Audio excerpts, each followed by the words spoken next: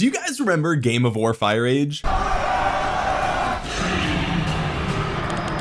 Game of War. Yeah, that game. Whatever happened to that game? Well, besides the FBI getting involved, it's actually a pretty simple story. You see, Game of War Fire Age used to be one of the biggest mobile games in the entire world back in 2014, yet for some reason it just disappeared. It just fell. All of a sudden it went from being Kate Upton everywhere to just gone, and it's like nobody even realized it because nobody I knew even played it. Okay, so what happened? First, let's look at the Google Trends data to see, is Game of War Fire Age actually dead? Like, are people still playing this maybe in other countries and it's still super popular, we just don't hear about it? And if you look at the last 12 months, it's sort of, you know, going up and down, but if you widen the time frame here for the past, let's say 15 years, you will see it ranks less than 1 right now on the popularity chart. And you could see here that there was a massive spike starting at the end of 2014, probably I would say around mid 2014 all the way until early 2016 is when that decline sort of started to bottom out, I would say. So holy shit, like this game was mega popular back in 2014 and now it's almost like it doesn't even exist. So then I thought, okay, well maybe they just stopped developing the game, like maybe they just stopped updating it, so it just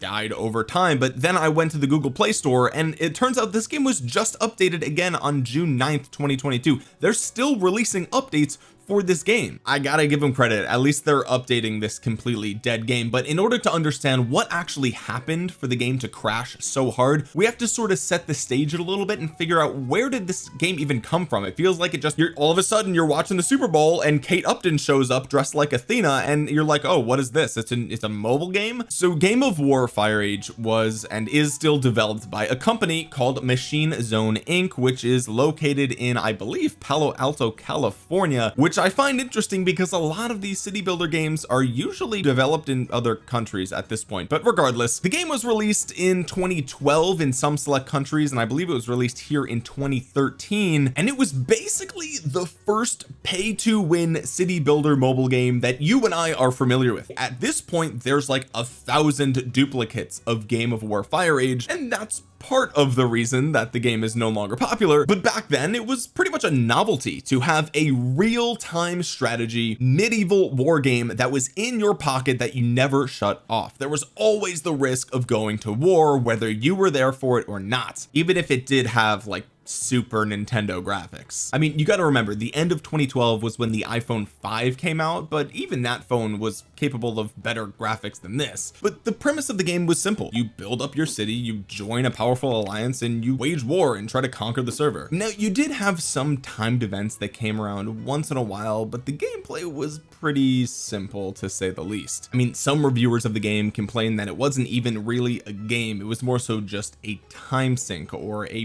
busy work simulator, mainly because the core of the gameplay experience was just queuing up a building or some sort of timer and then either leaving and coming back later or having to spend money to speed it up, which I know sounds like normal city builder games that you and I are familiar with, but at least the new city builder games that have come out in the last few years have like open field movement, and you can move around the map and you could see your different heroes or characters in 3D. The games now are just way more in depth, but back then, unless you were at war, there was really nothing to do other than just watch a timer go down. And yeah, you don't have to dig too far into Metacritic to find a slew of negative reviews for this game complaining about that very factor, on top of the fact that the game was sort of pay to win. But the bland gameplay didn't stop the whales from spending. I mean, Game of War Fire Age was truly one of the first mobile games to exploit every single monetization trick in the book that you and I know today. I'm talking about time gating content, I'm talking about limiting the amount of actions you can do per day, limiting the number of events that you can do, putting a massive paywall behind some of the most important things in the game, and making all the upgrades possible with various different currencies that have different exchange rates. And again, we're familiar with all of this today, but that was one of the first games to really capitalize on player psychology and grip people to the point of addiction. I will give them credit though, it was one of the first games to launch with a built-in messaging system globally that also translated messages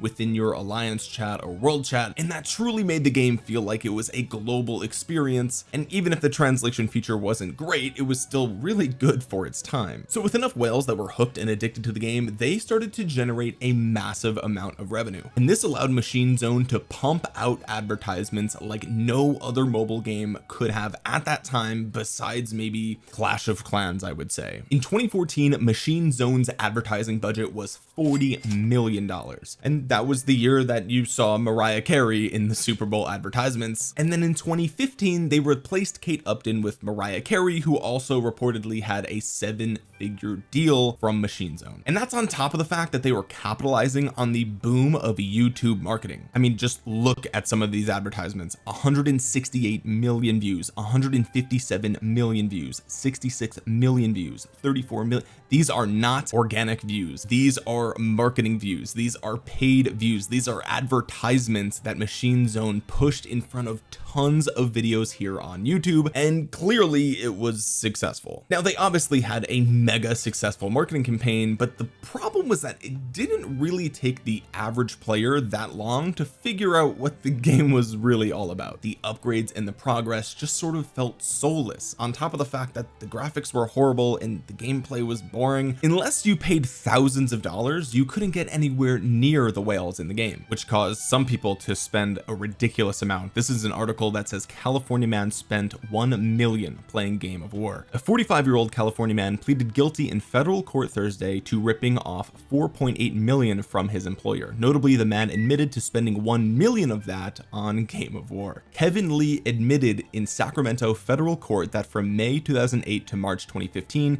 he embezzled nearly $5 million from his controller job at a heavy equipment company called Holt, California. He admitted in his guilty plea to spending approximately $1 million on Game of War. Or what about this one? Belgian teen spends $46,000 in free-to-play Game of War Fire Age. According to the report, the boy is said to have bought the game's gold using his grandmother's credit card. His mother says that he did know that he was spending real money. Then there's this article that says Game of War's paying players spend an average of $550 on its in-app purchases in 2015. Now, that doesn't sound like a lot, but it says here the average paying player on mobile spends $86.50 per year on in-app purchases. So the fact that Game of War was able to get their paying players spending upwards of $550 shows that there was something about this game that really got people addicted. So while the gameplay was relatively bland and boring, there was an extremely small subset of people who would get super addicted to this sort of real-time war in your pocket style gameplay that was relatively new at the time. But despite the financial success of Game of War closing out 2015, its days were already numbered. That same year, Machine Zone released another title that you're probably also familiar with, because it also has a very famous celebrity mascot, and that is none other than Mobile Strike, featuring Arnold Schwarzenegger. And just like its predecessor, this game also had a massive ad campaign appearing in yet another Super Bowl, and as of November of 2016, the app was the second highest grossing game on Apple's App Store. Mobile Strike was basically a copy and paste of Game of War with a little bit of upgrades and a fresh coat of paint. Instead of medieval war, you were now waging modern war, and they probably figured that it would be easier to target a younger audience who was already playing first-person shooters that were popular back in 2015. So while it seemed like Machine Zone's focus was going from Game of War to Mobile Strike, something interesting happened that year. The FBI got involved. This article says former Game of War executive arrested by FBI for allegedly stealing trade secrets. This was posted August 26th of 2015. According to a report by the Wall Street Journal, 42-year-old Jing Zhang, a director of global infrastructure at Game of War developer Machine Zone,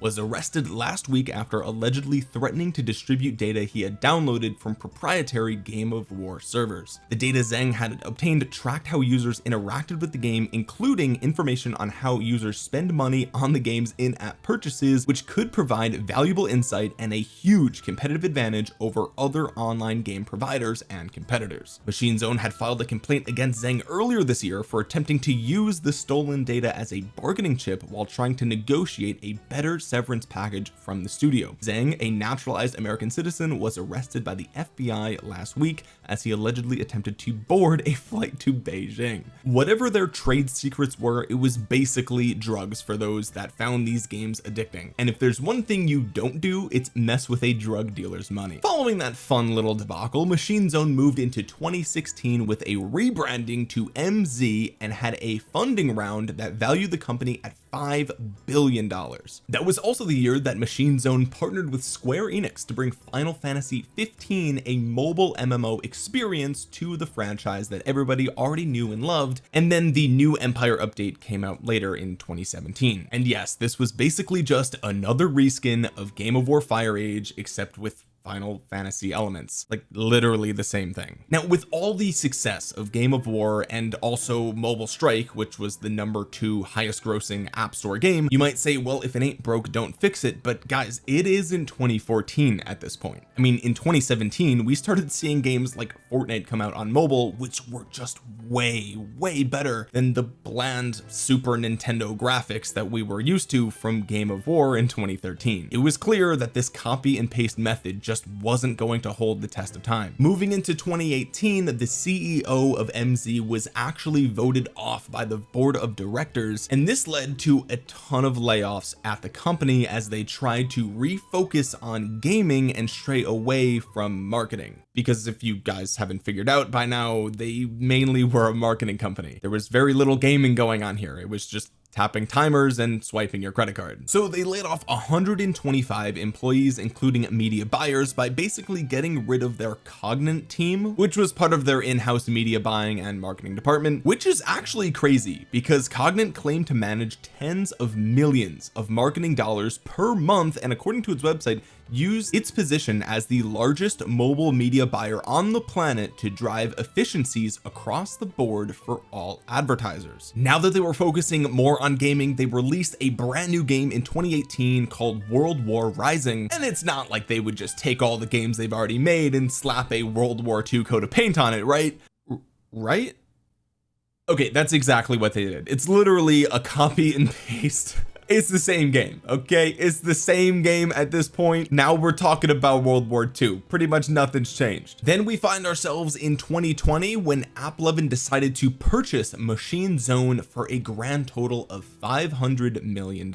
Yes, you heard me correctly, approximately $500 million for a company that boasts over 310 million game downloads, has made some of the most popular and profitable mobile games on the entire planet, and that also just had a valuation in 2016 of $5 billion. Yeah, a $500 million acquisition was those investors were not happy about that. But the massive decline in the value of Machine Zone is the same reason that there has been a massive decline in the player base of Game of War Fire Age, and that's because the company was basically a marketing company. In the early stages of mobile games, Game of War could get away with having bland gameplay because it was sold on sort of a novel idea on top of a massive marketing budget. But when you copy and paste that game 4 or 5 times as the landscape of mobile gaming changes and evolves, you're just not going to keep your players. I mean, they did release a game called Crystalborn in 2020, which was a little bit different, but it was sort of like a copy and paste of Raid Shadow Legends, and that's the same year Genshin came out. Okay, you can't be releasing low quality games with competition like this. You'll just never survive. Game of War Fire Age failed because it was a company that focused entirely on marketing and money and did literally nothing to innovate their games. They forgot that the game has to be fun for people to want to spend money, and unfortunately I don't think that Machine Zone is going to be the last company to learn that lesson the hard way. I'm sure you can think of one of your favorite gaming franchises that recently has released a game on mobile that just feels a bit watered down, with all methods to progress locked behind arbitrary time gates and paywalls. I'm looking at you, Diablo Immortal.